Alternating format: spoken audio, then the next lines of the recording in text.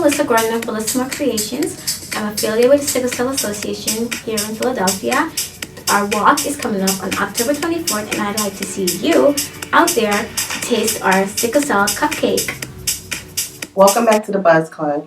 Today we are doing a super exclusive interview with a survivor of sickle cell anemia. As you all know, September is Sickle Cell Awareness Month. The sickle cell trait affects 1 in 12 Americans every year. Hello, Miss. How are you? Hi, thank you for having me. Thank you so much for coming on the show. I appreciate it. Thank you. Yes. It was really exciting for me that you wanted to come out and speak about it because a lot of times young people like to keep sickle cell a secret. They call it the silent killer, especially among African Americans. How did you find out that you had sickle cell disease?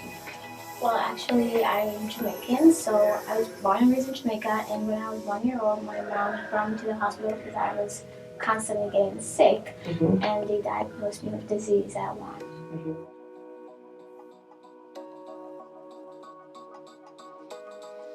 Before that, did your parents know anything about sickle cell? No, they had no clues about what it was, what's going on with me, or anything, so they really had to educate themselves and take me to the clinics several times for the year just to make sure I'm doing okay and doing well.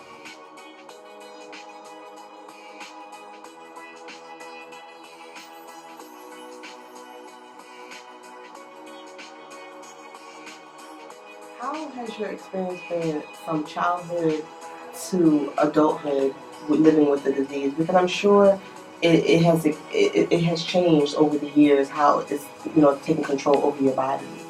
Oh yes, that's very true. As a child, I wasn't very sick at all. I had minimum issues. I went to the clinic, got my visits. I really didn't understand what it was because I've never felt it like other kids did. I didn't really understand the whole. So as a baby, you were sick, but as a child, as you grew in childhood, it would kind of like slow down. It didn't really occur. Correct. Yeah. Nothing was happening. I maybe living in the Caribbean helped, and I was an avid drinker of water. I would drink water as juice. Maybe that's part of the reason. But as a child, I lived in Jamaica. I was never sick. So when did things start to change for you, and your illness started to really impact your life? At 22. Wow. Something happened at around 22. Correct. And what happened? What happened to you? How did you feel? So I moved here to the U.S. Okay. And I guess the climate change and whatnot, it was my first fall season that was coming up. And it was raining that night, and I got wet, it was cold. Just multiple things that happened that led up to my first crisis. It was so excruciating to the point my mother couldn't even touch me. I couldn't walk for like 2 or 3 weeks. I had to go home with crutches. Yeah, it was scary, wasn't it? I had pneumonia. It was just a lot of things going on, and neither one of us understood. Did you think you were going to die? Of course. Yeah. Of course. At one point, my breath had stopped during them trying to revive me and stuff. It was scary. Very scary, and my mother was scared to death. And I've seen a sickle cell crisis. When you encounter someone that has sickle cell, they look normal a lot of times. Sometimes they have big stomachs. Sometimes their eyes may show a different discoloration, but for the most part, they're like me and you every day. And so when it happens and they're screaming, like my little brother one time, he was screaming, it felt like needles all over his body attacking him. And you're physically watching it and you don't know what's happening, like what's wrong? And they're just in severe pain. And I know for my brother, tremendous heat impacts him, being outside of something where we might just go grab a glass of water or, put the air on, it's not enough. Yeah, that's not enough. Something happens inside of the bones, the lungs, the body. And it's a pain that people who don't experience sickle cell will never know, because I know one experience for me that was very upsetting was that my brother was in the hospital in one of his crises, because one of my brothers gets sick often, one of them doesn't. But a lot of times when you go to the hospital as a sickle cell patient, nurses would say to you, what is your pain between 1 and 10? And they come every hour. That's a common question. That's a common question. Yes. And if you tell them, if they give you morphine and you tell them my pain is still at an 8, they're like, how can that be sometimes? We just gave you morphine, or we just gave you something else. But see, you don't know what it feels like. Have you ever felt that way? Have you ever felt like... Of course. wow, like maybe they're rushing me to get better, or maybe they think I'm playing. You know, Yeah. I know sometimes it's frustrating because parents have to take off of work and they think I have to be here another day, but you may have to be here another day. That's true. I really didn't like my mom taking off work. I would sometimes go to the hospital and not tell her. Or you might go and then say you're feeling better, but you're really not as better as you probably should be. I dislike the hospital, so I'll do everything I can not to go or stay there, period, point blank. But I know my body now, so before I didn't really know what was going on, but now I've learned, what my body's like, and being affiliated with SCADA, Sickle Cell Association here, I've learned a lot with the medical director and whatnot about how to manage my pain and how just not to get into a crisis. And it has helped me a lot. Tremendously.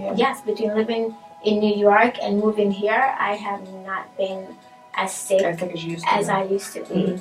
A lot of times, kind of that transition from child care, healthcare, and like adult care is completely different. Because when you're a child, your parents are always taking you to the hospital, especially if you're sickle cell. My mom is constantly in and out of the hospital going doctor's visits with my brothers. Come on, you have to go. You have to go take your medicine, to get penicillin, your folic acid, Come on. Then, you matriculate and you're now 18 and you're 21. And you can do anything you want now. Mom doesn't have to tell you to take the medicine. And I think a lot of times people living with sickle cell are so tired of everything that's going on that they don't talk about it and they don't want to admit that they're in pain, and they don't want to admit that they may need better medicine or whatever the case may be, and they're trying to ignore it or self-medicate, maybe through street meds, maybe through drug use or smoking or pills. And I think it's important to really talk to the young people out there to let them know, if you do have sickle cell, that it's important to really take care of yourself and know your body. I can attest to that. Living in New York, I was pretty angry. I just didn't accept it as yet. I was very angry. I would lash out. I would go partying for hours into the morning, drinking, doing everything that I'm not supposed to be doing to my body, and then having to go to the hospital and then be mad some more until I realized, well, you're going to have this forever. So you have to figure out what you're doing, because this is not the way. Do you know the life expectancy for someone living with sickle cell? Right now, it extended, but as far as the government's concerned, it's like around the 40s, 50s. Yeah, I remember they said it was like 45 once.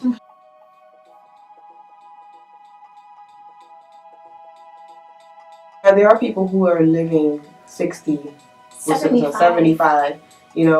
Like we said, it's about eating right. It's about treating your body right. It's about knowing the weathers you shouldn't go out into.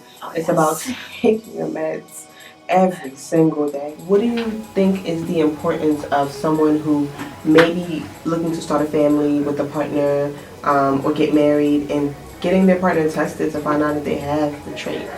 Oh, that's one of the number one things you can do, whereas preventing sickle cell disease in a child is concerned. Testing is very important. You always want to get tested if you're going to be in a serious relationship with someone and you're considering having kids. That is the number one way to prevent sickle cell disease in a child. Yeah, because I know for me, I have the trait. And so if I'm with someone who has normal red blood cells, there's a 50-50 chance that our child could have sickle cell or not have sickle cell. My mom had 4 kids. Both her sons have sickle cell, both her daughters do not. And so that is something to constantly think about for my future, from seeing everything that my friends have gone through. I mean, I've had many friends with sickle cell anemia, which is the craziest thing, because, some people know lots of people with cancer. Some people may know lots of people with HIV. I know lots of people with sickle cell. But sickle cell has not been talked about so much over the years. Oh, no, it's a forgotten disease. It's forgotten, but it's increasing. It's increasing among minorities. It's increasing among Caribbeans. It's increasing among people from the Middle East. It's increasing amongst us, and it's here, and it's not going anywhere. There is no cure.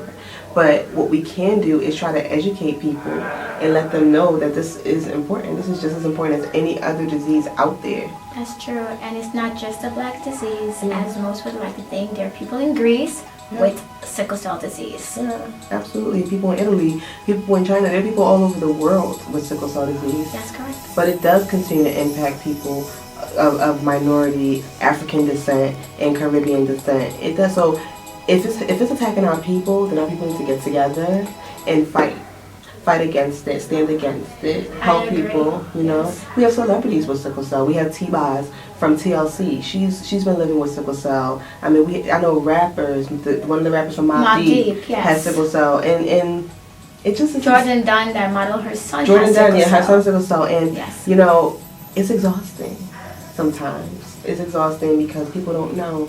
And not many is being done, not much is being done about it to spread the word about it and make it a priority. Not too much is being done, and it's heartbreaking, you know. It is heartbreaking. Why do you think that there hasn't been an emphasis on spreading the message about sickle cell anemia?